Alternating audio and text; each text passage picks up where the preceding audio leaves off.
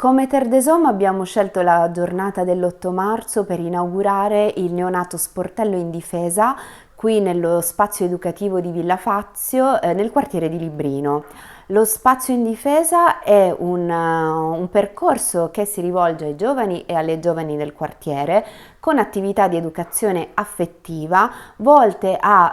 arginare il fenomeno della violenza di genere, il fenomeno delle gravidanze precoci piuttosto diffuso nel quartiere e anche a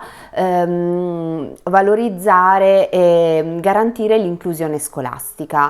Che cos'è lo sportello in difesa? Lo sportello in difesa fa parte di un percorso più ampio di Terre des Hommes, che è la campagna in difesa, una campagna che Terre des Hommes porta avanti da circa 12 anni in tutta Italia e in tutto il mondo, e che ha come scopo quello di promuovere i diritti delle bambine e delle ragazze e lo fa garantendo chiaramente il diritto all'istruzione, alla salute e proteggendole dalla violenza.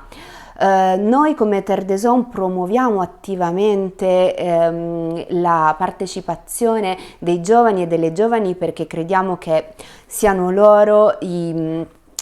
protagonisti per attivare dei processi di cambiamento nella società e anche nella lotta contro gli stereotipi di genere, motivo per cui abbiamo scelto di sostenere una squadra femminile di rugby, la Vulcano Etna Rugby,